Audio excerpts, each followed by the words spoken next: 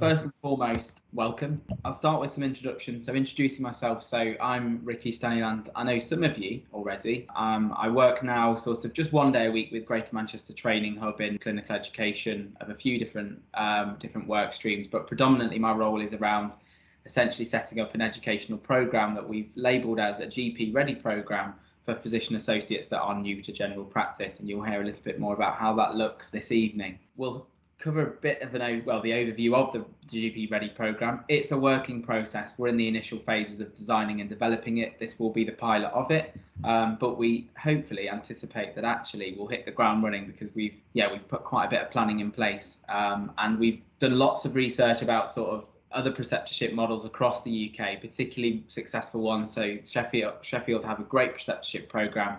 So we've done some work with them in terms of looking at how it's set up and how we can learn from what they've learned and I guess adapt and improve our preceptorship model and offer that we're going to put out across GM. Please do use the chat throughout. It's an opportunity to ask any questions you may have. I'm honestly happy to answer any questions. Don't feel at all any question is stupid. It's great to get feedback, so please do use the chat throughout. Feel free to actually just ask the question. I'm happy with that. We don't need to pop them in the chat if you're happy to use your mic. Rob will give me a shout out if there's a question because I'm not able to see the chat. So I'll get started then. So what is the programme and how does it look then? So the programme will take place over 1 year and it's scheduled for a 39-week timetable at the moment. The way that we're planning it at the moment is that it will, every Friday morning, we'll have a tutorial which will be delivered between 9 and 12. Generally, there is some flexibility on this, but it would still need to be on a Friday. So we'll of course discuss this with both the employers and the PAs that do express interest in the programme and joining us on it. What will it involve then? So I'm going to break it down in a few slides really and show you what I've provisionally laid out. Some of you may have seen it already from what I've put on the Northwest PA Forum, and you may have seen it through other communications, through workforce leads and through your CCG's PCNs. But largely the programme will consist of clinical training on general practice medicine. So much like yourselves, I'm sure many of us would agree that when we join general practice, whilst we do have a generalist skill set, a knowledge base, we're not what I feel is GP ready, and it takes a long time for you to be able to build up that skills, that knowledge and manage that complexity and uncertainty that we see in general practice. So a lot of the programme will be around the clinical knowledge, skills and developing that experience with us, obviously alongside your clinical roles in practice. In addition to that, of course, we will have, I'm anticipating we'll have lots of guest speakers, certainly where possible for specialist topics. Certainly things like ophthalmology, obstetrics, psychiatry. I've put topics to be confirmed, largely just because actually I want to be guided by what you need as physician associates that are new to primary care. I want to include you in that decision making as much as possible. So as part of the induction, I'd like to learn more about what you feel would benefit from having that specialist input. So as part of the programme, we'll also have some leadership training. So I believe it's sort of, at the moment, we've programmed it in for 2 out of the 39 weeks. We'll do some leadership training, and that includes things like clinical supervision as well. We'll do some quality improvement training, and again, that's a part of the package and the offer that Greater Manchester Training Hub's put together. So Greater Manchester Training Hub, I mean, I probably could spend quite a bit of time talking about the organisation. I'm relatively new to it, but they have lots of fellowships for GPs, for practice nurses. So I guess what there is lots of connections. There's lots of opportunity for us to utilise things like quality improvement training that they already deliver to GPs, general practice nurses, other allied health professionals. Same applies for that of the leadership training. What I'm really keen for is a peer support network, and we've already kick-started that. So that's on a later slide, but I would really like us to be able to form a community of PAs that work in general practice across Greater Manchester and actually share best practice, share learning and share actually barriers that we've came up against, because it quite often can feel like you work in a sort of siloed environment. And I'm mindful that some of you working across PCNs may not feel like that and actually may get a different feel. But a lot of us PAs working out there work individually and not, I've never worked with a PA in primary care or general practice. So it would be really nice to have that forum for us to be able to share that learning. Opportunities then. So there's lots of opportunities in addition to all of the training that we'll be offering, but I guess above all is the multi-professional learning that there is, and the opportunity that comes with it, because we have 3 different programs that are what we call our GP ready programs, and you are one of them. So physician associates form one arm of that GP ready program. The other arm is pharmacy technicians, and the final arm is everything other than. So you've got the first contact physiotherapists, which is which is one of the R's roles, but is becoming quite widespread now.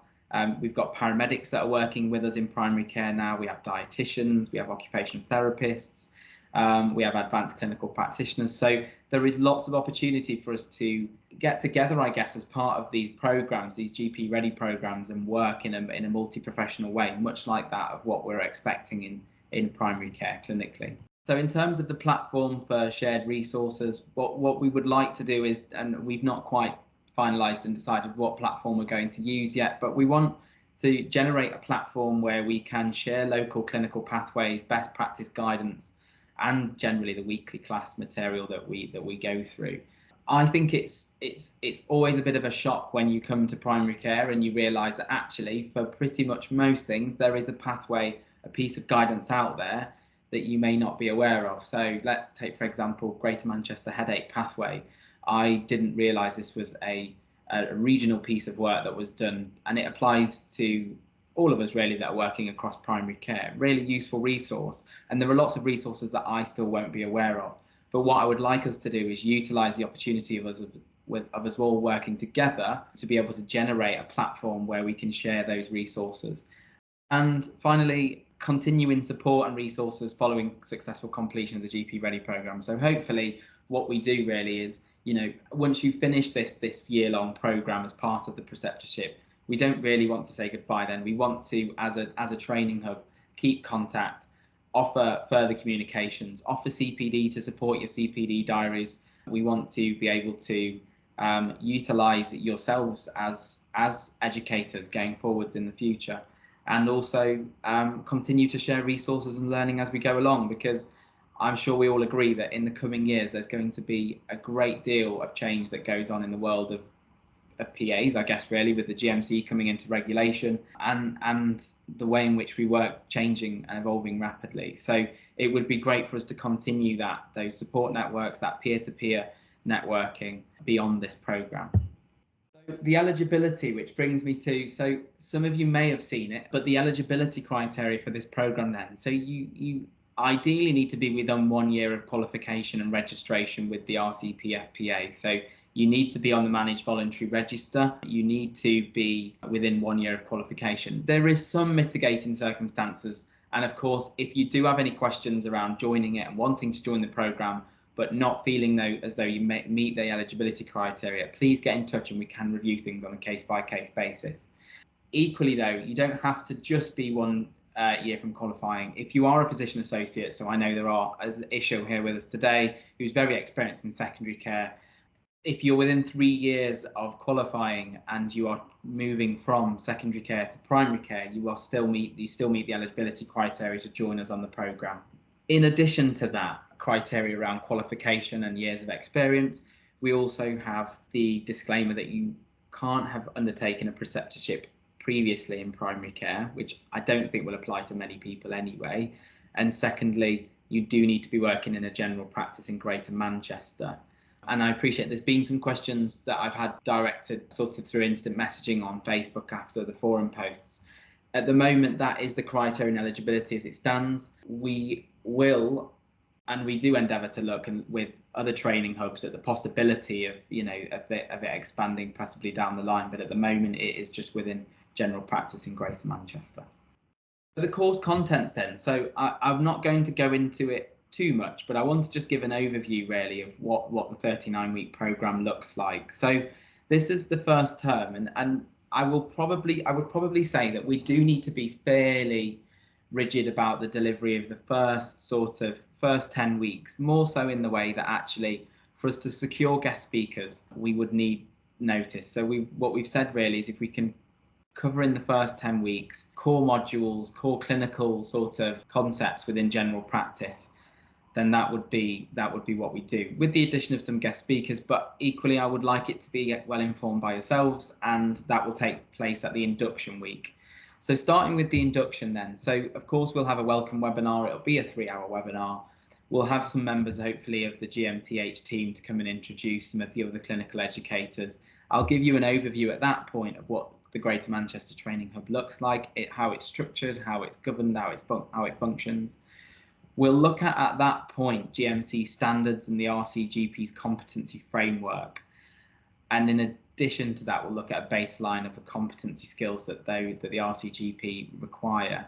The reason that I've mentioned the RCGP now is because ideally what we would like to do is gain accreditation with the RCGP. So we're looking proactively to gain a curriculum that is based around the RCGP's GP training program, so that actually what we can do is prove quite swiftly really that we do offer that breadth and depth of clinical knowledge and skills.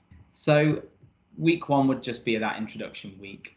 Following on from that, we've got clinical decision making and uncertainty in general practice, which for some of you may have heard of Dr. Ali Lee, but she actually wrote a book on uncertainty and clinical decision making in general practice. So hopefully, and I think she's provisionally agreed to come and do a talk again. Whether that will be week 2 is to be confirmed.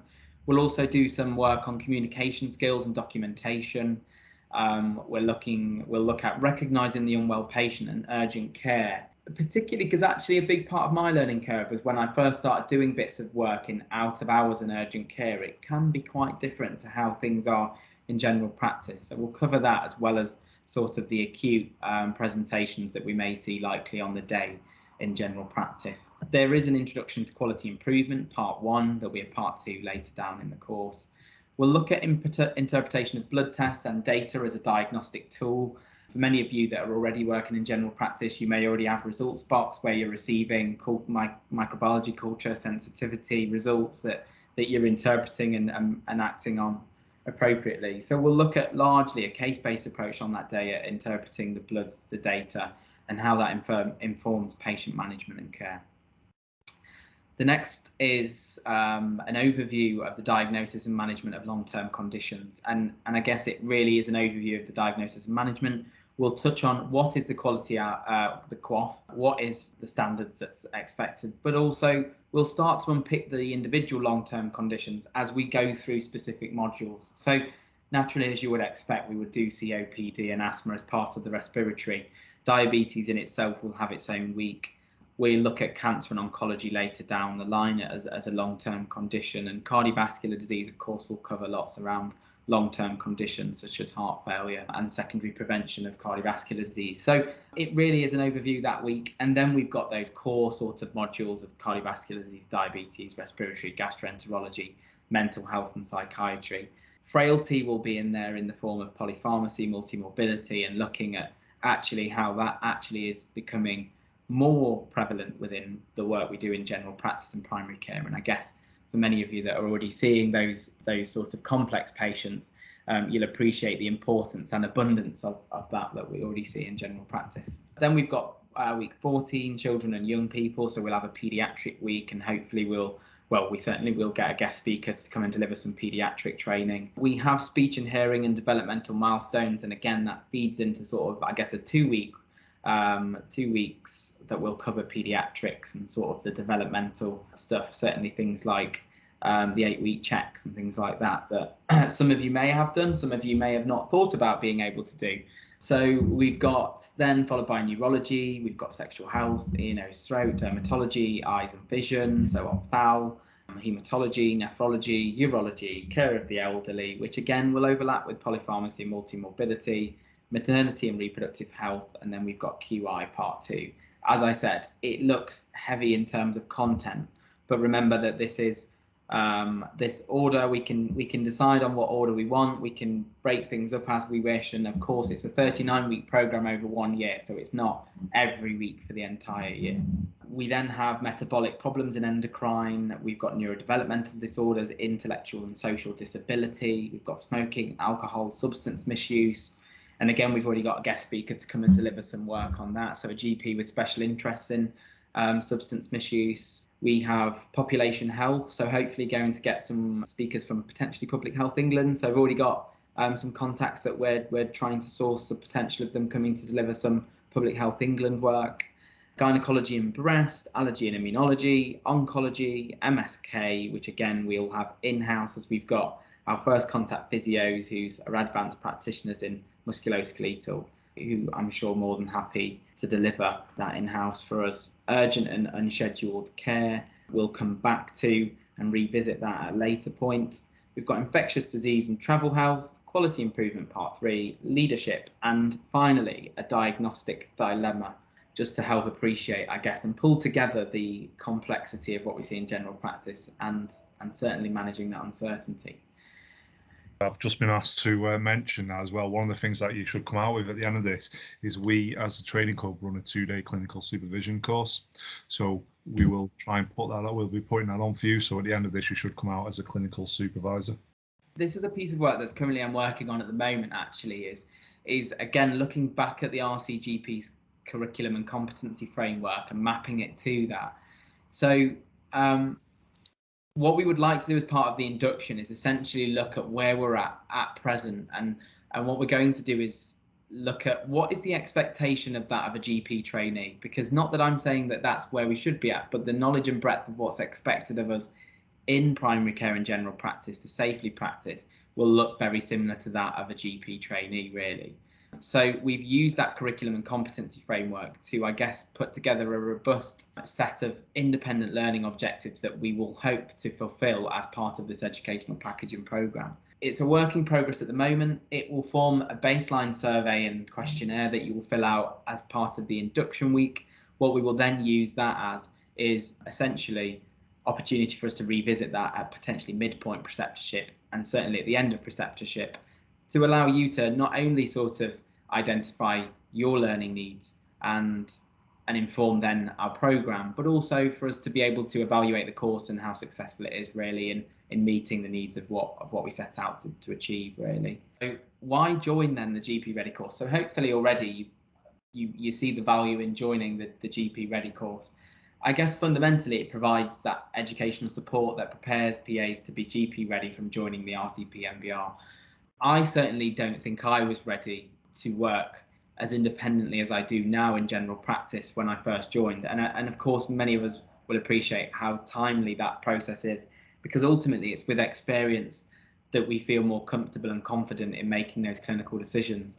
I hope this course really just supplements the support that you already are getting in general practice in a means of really providing that support outside of your practice and PCN, and an opportunity for you to debrief and discuss with other physician associates that probably are finding the exact same barriers coming across the same issues. What we would also like to do is, I guess, supplement the clinical practice and experience you're gaining. So of course, utilise this opportunity for us to debrief and discuss those complex patients outside of that clinical environment when perhaps you've had some opportunity to reflect on that individual case further.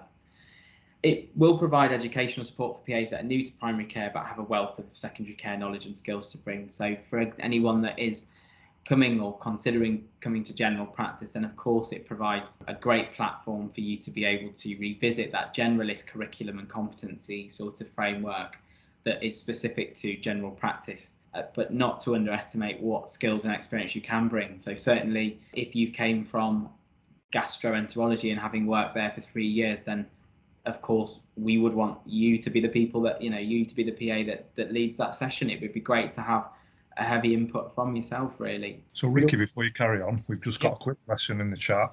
Yeah. So about the CPD hours and points, will there be a certificate or written confirmation of attendance for the sessions made available which states the claimable hours or CPD points?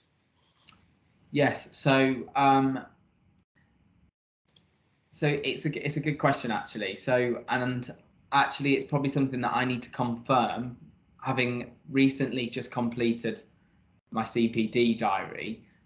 I know that you will always be able to put it down as external, or I think it would have to be external CPD, wouldn't it, You of course need to carry, I think it's 25 hours of internal CPD, 25 hours of external CPD. So there's some clarification around it, but of course we will provide you with certificates if you've attended that individual session, so that you can evidence as part of your CPD portfolio that you attended this session.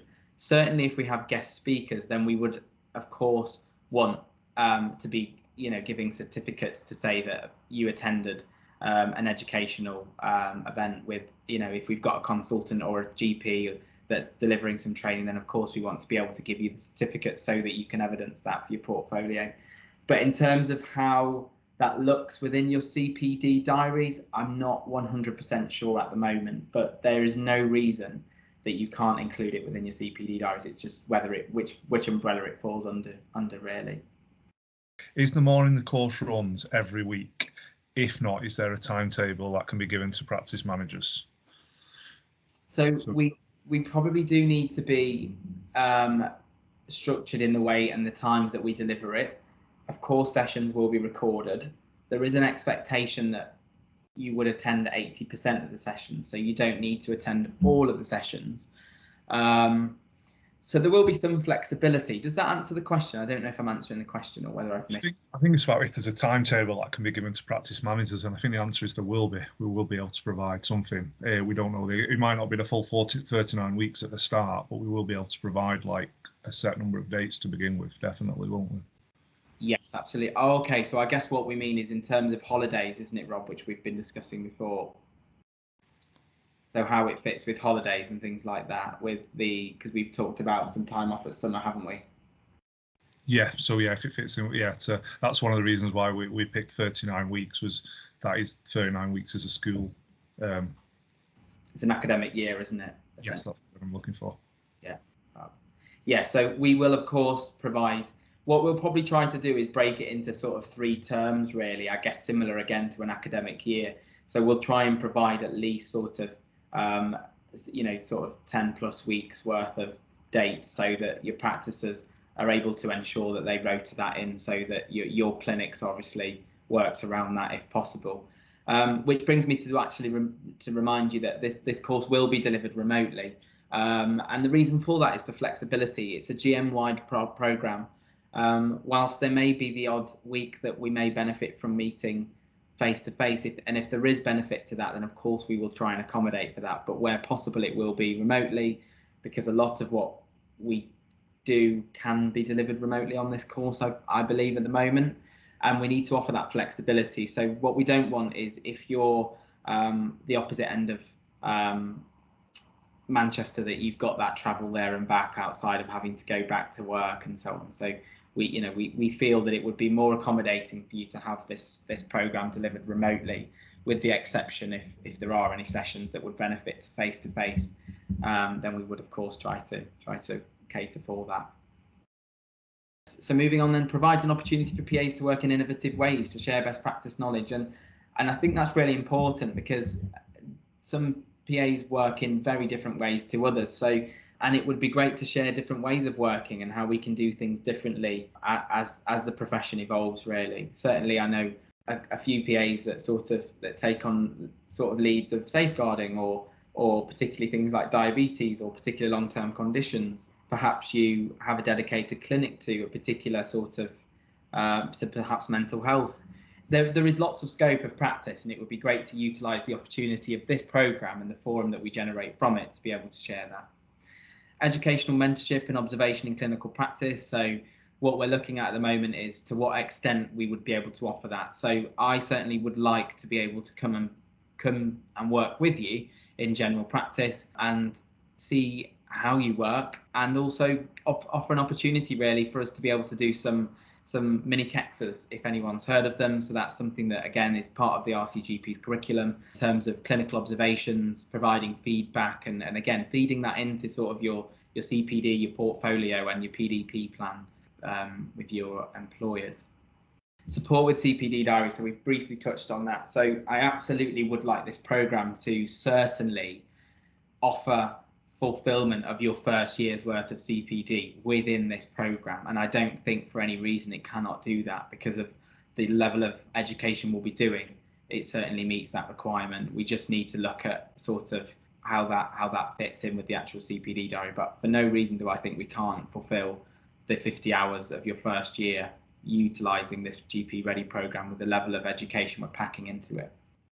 So it brings me to the peer support group. So Rob and the team, really, I guess Rob and Liam within the training hub have very kindly set us up a peer support group, which is something that we're doing for all different professionals within primary care across Greater Manchester.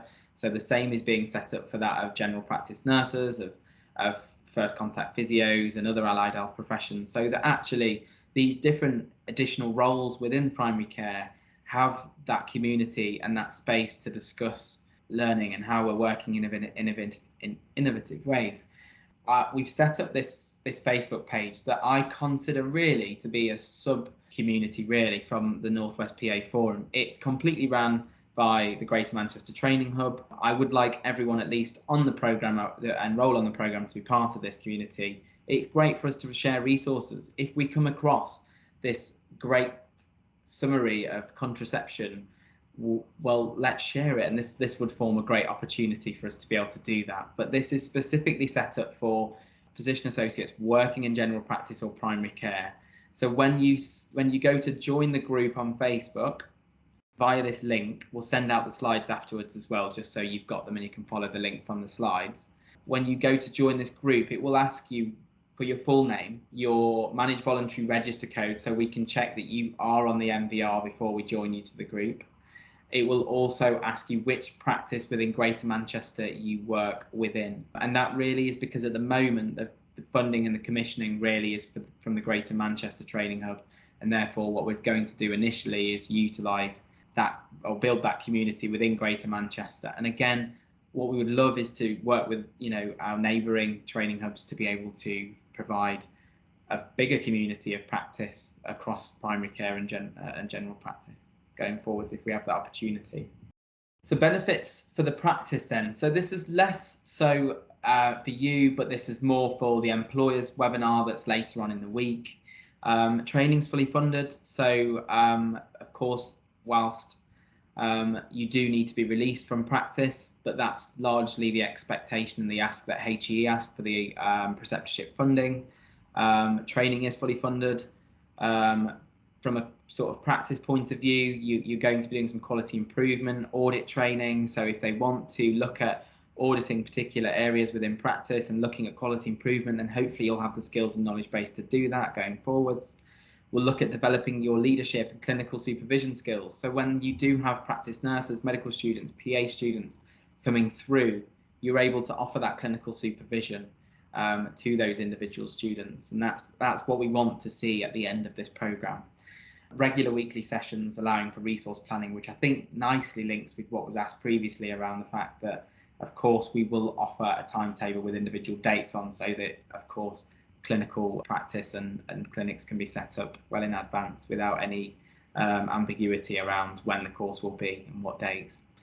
Networking and sharing of best practice across GM. So for your employers, I'm sure you've probably heard lots, and I hear that feedback all the time, is they're just not quite sure about how to use PAs or how to benefit from PAs, or how does supervision look and what are the boundaries of supervision within that.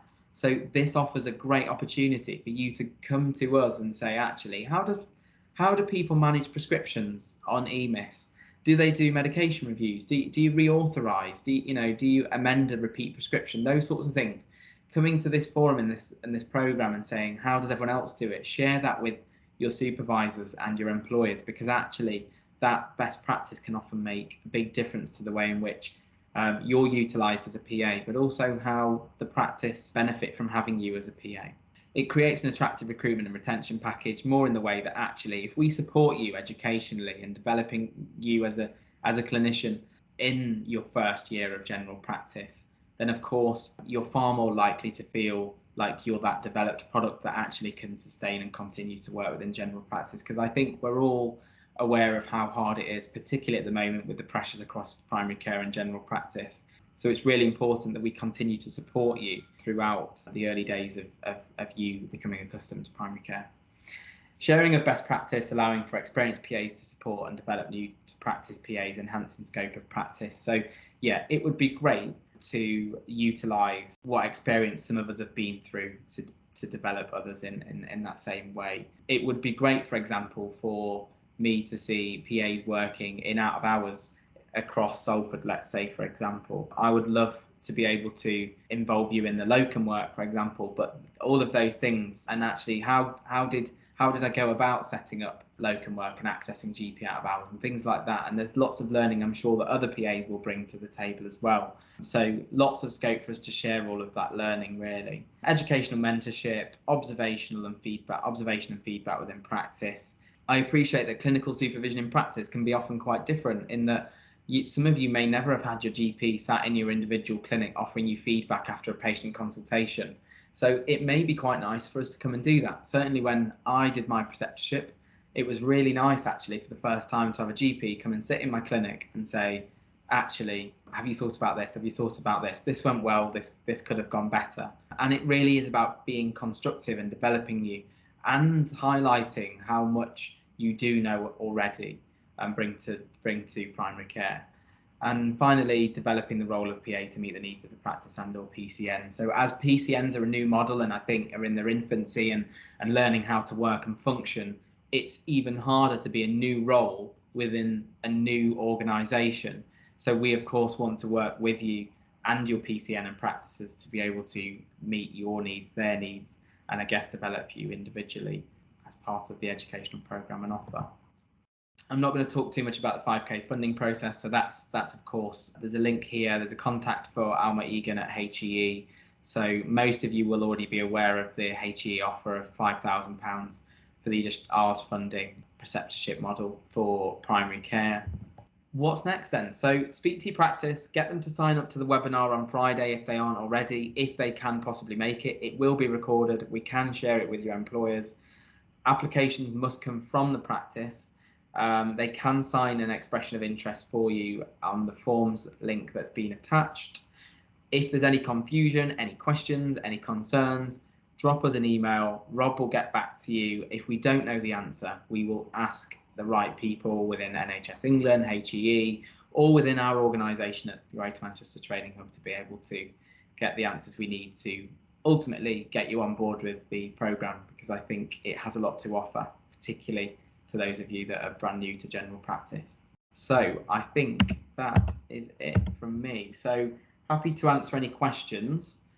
We've got a little bit left, about 15 minutes or so. Is it the practice or the PCN who need to register us if we are employed by the PCN? So it would be the PCN, wouldn't it, I think, but I don't know where the 5K funding goes. I don't know if we've got, I don't know how that works actually. Well, that's a question for us to ask, isn't it? Yeah. So I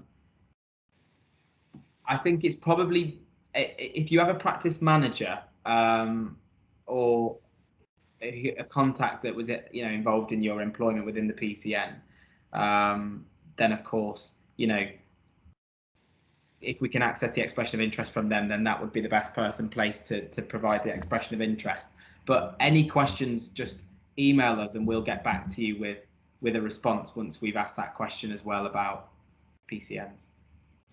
Then we've got when will it start? We've not got a start date yet, have we? No, we haven't. However, we have provisionally agreed the end of July, haven't we, Rob? And I would like that to be the case, predominantly because actually I'm mindful that some of you have now been working a number of months already, and you're probably down, you're creeping down that timeline, aren't you, within that year? So yeah, we want to get kick-started ideally at the end of July. I am mindful of the fact that is only just over a month away. So of course, if you did need to onboard a little bit later, that's absolutely fine. I don't see that being a problem. And then Lizzie, yeah, if you want to pop yourself off mute, Lizzie, and ask a question, that's fine. Oh, thanks very much. I'm the funny one that graduated in 2008 and then worked in GP for just under 3 years, and I've been running a business since then, but I've been always kept up with my 5-yearly exams and my CPD, kept on the MVR with a view to coming back. So I've just started back in practice 2 days a week, and I wouldn't be working ordinarily on a Friday. Would the GP practice, so I'll be doing it in my own time, would the GP practice receive that funding? I'm not employed by a PCN. I'm employed by the GP practice. You know. So your practice wouldn't actually be eligible for the 5k funding for you anyway, because that's those restrictions of the beginning. They are the reason why, part of the reason why they're there is because they're the HE restrictions. So whereas we're looking at making an exception for yourself, that 5k wouldn't be an exception for the practice. Right. Okay. I won't ask any more questions about that because it's very particular to me. Okay. Thanks very much. No, thank you. So that, I mean, I think it would be great to have you on board. I think if you know, and of course, we've asked the question that actually, where possible, we want to cater for anyone we can that doesn't meet that eligibility criteria. So we are trying to get as many on board as possible. Certainly, it would definitely make somebody in my position a safer practitioner, a better practitioner. It'd be better for the profession to have had a preceptorship, because nothing like this was available back in the day. And I think you highlight a great point, is that, you know, that it's still so new now, the whole model of a preceptorship. So yeah, I would love to have you on board, Elizabeth, but I think funding is a different question, isn't it? And unfortunately, I think our hands are a little bit tied when it comes to funding with Health Education England. But certainly on our programme, I want to say the answer is yes, and we will do our absolute best to make sure that we get you on. I mean, I can sort it out privately if necessary. Anyway, we wouldn't expect funding. It would more just be about your practice wouldn't receive it. But we will. We can pick that up outside, can't we? Of this? Yeah. Thank you. You're welcome. So Dawn is asking, do you know if there's anything similar in Lancashire? And she'd also appreciate some guidance getting peer support in the area, because she's tried messages on Facebook groups but got no reply. Also support for PAs working across the PCN, as this brings its own challenges. Yeah, I can see Andrew nodding along there. Yeah, and I absolutely agree that and I'm hearing lots about challenges that people are facing working within a PCN and not directly a practice. I don't know of anything in Lancashire. I think we probably do need to, scope out what the other training hubs are doing to support PAs that are new to practice. If there is any preceptorship models out there that fall outside of the national. I believe there might be a Northwest preceptorship coming by someone, or it might be doing it again. I'd have to find out more details. I'm not sure if it is or it's not. I meet with the training hubs on a monthly basis, if I can do, to talk about all our various programs that I'm working on. So I'll sound them out next week and see. I think we are a bit further ahead on our GP Ready.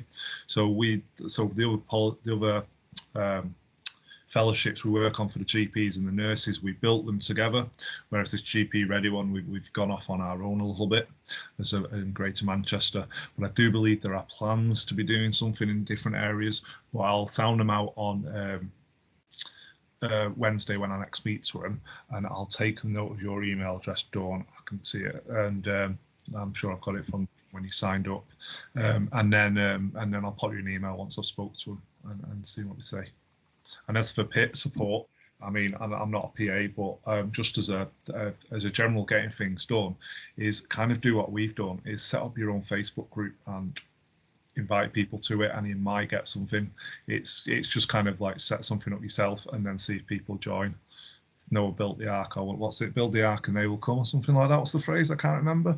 But I think that's a pretty good idea from a layman. Yeah, I mean, I guess it would be set, and this is where I find the frustrations unfortunately lie with funding and things like that, because I would love to just make this peer support network a Northwest wide thing. However, I'm mindful that sometimes the beast becomes so big that actually it loses its value. So I think certainly from a funding point of view, we've at the minute got to limit it to those that are working across GM, because that's where the funding's coming from. But I absolutely agree. I think it is coming at other training hubs, these GP Ready programs. We're just a little bit ahead of the curve, I think, in GM at the moment.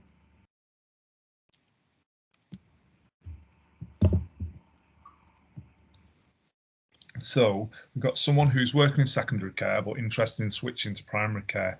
If they could make the Friday morning teaching, could I still join, or do they need to be in GP land already? So Ishil, the Friday morning, is that the employer's one? Is that what we mean? Yeah, no, so sorry, no. If they could make the training, but they're still in secondary care, can they come along? Not been asked that before. To move to GP land.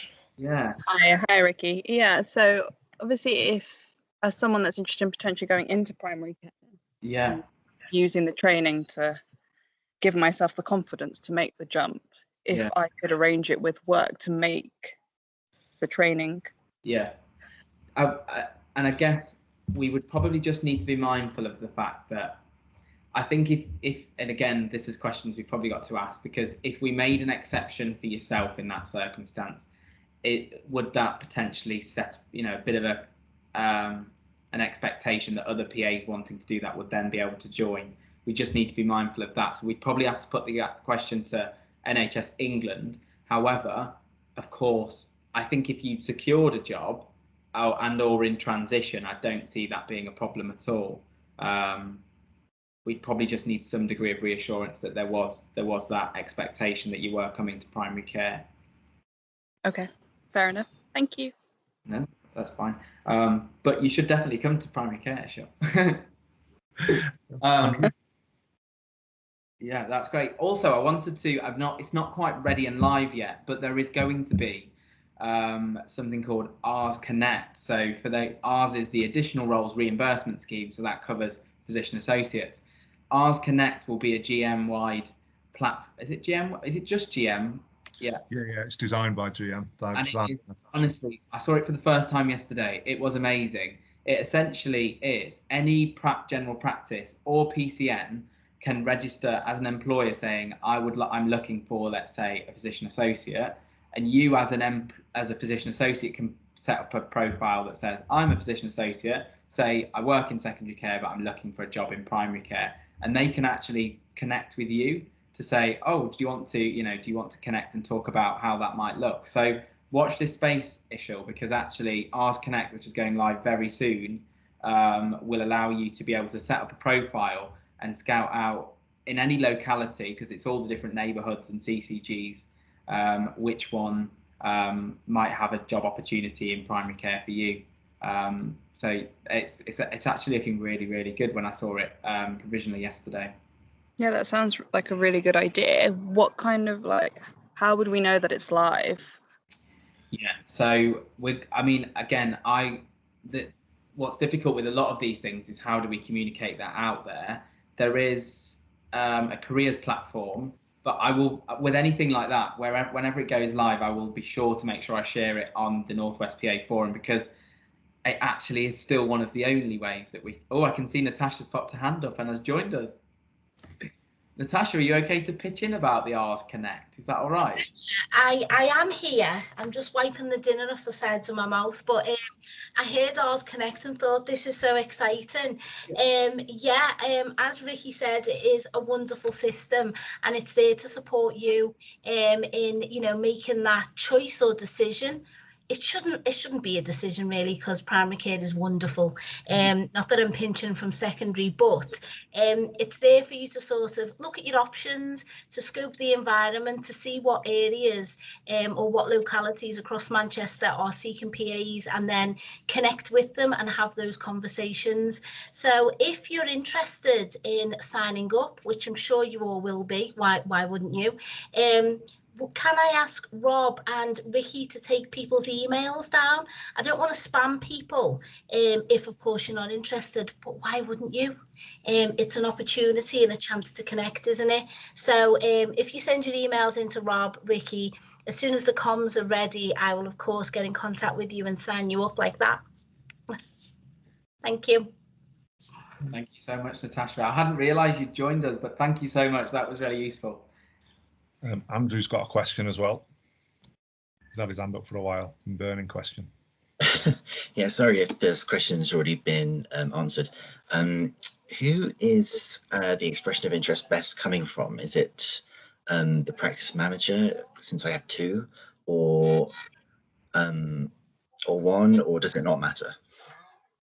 I don't suspect it really matters too much, as long as those conversations have been had with your practice manager, your clinical supervisor, and they're happy for you to express interest in joining the program. Then I would just say, yeah, have those discussions, submit the expression of interest, and we will then deliver any further comms back to them.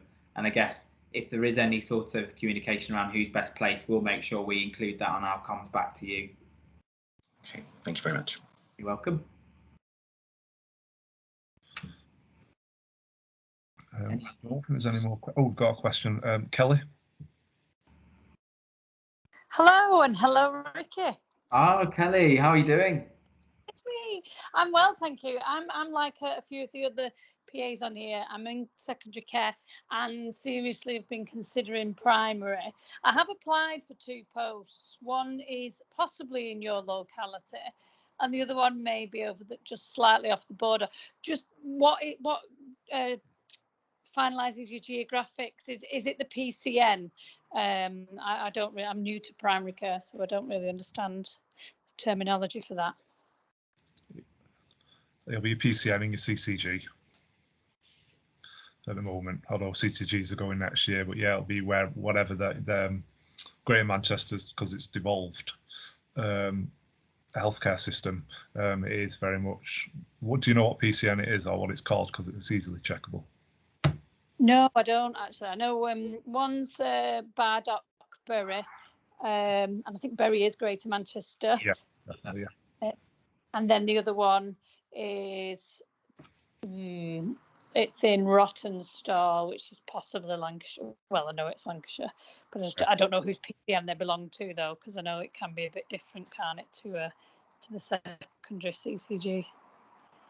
Yeah, you'll be in the if you go for the Rottenstall one, if a program's been run, it'll be run by Lancs and Cumbria Training Club for Rottenstall, which is I can put you on the email. I can pop you an email on Wednesday as well if you want to let you know if they're running anything in that area once I spoke to them.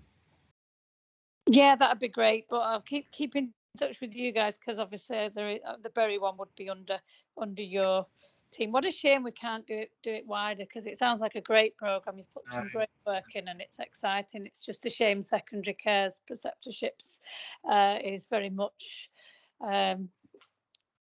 disappointing in comparison to that. Very, very much so. Yeah. And I would say as well, Kelly, if you haven't found the right practice for you by the point we go live with Ours Connect, make sure you set up a profile as well and see if there's anywhere within sort of within Greater Manchester that does suit you, because I think it'll be a great platform to sort of raise the profile of PAs and make those connections with primary care networks and PAs. Yeah, definitely. So is that where we just need to send in our email address for? Is it for Natasha that she's setting that up? So you just as long as you're on our comms list, Natasha will share as soon as Ours Connect goes live. Natasha will share that information with us, and we will disseminate that to yourselves so that you can set. Brilliant. Thank you very much.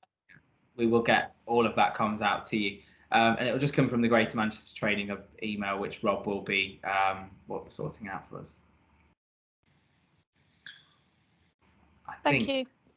That brings us just about to a wrap. But if you have got any questions, again, whether it's about moving from secondary care to primary care and or about the GP Ready program, just pop an email to myself or Rob.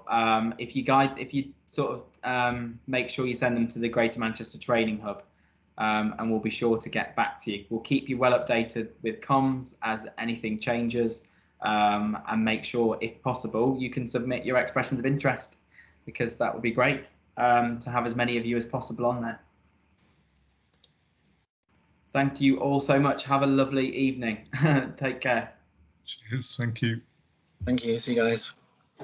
Bye.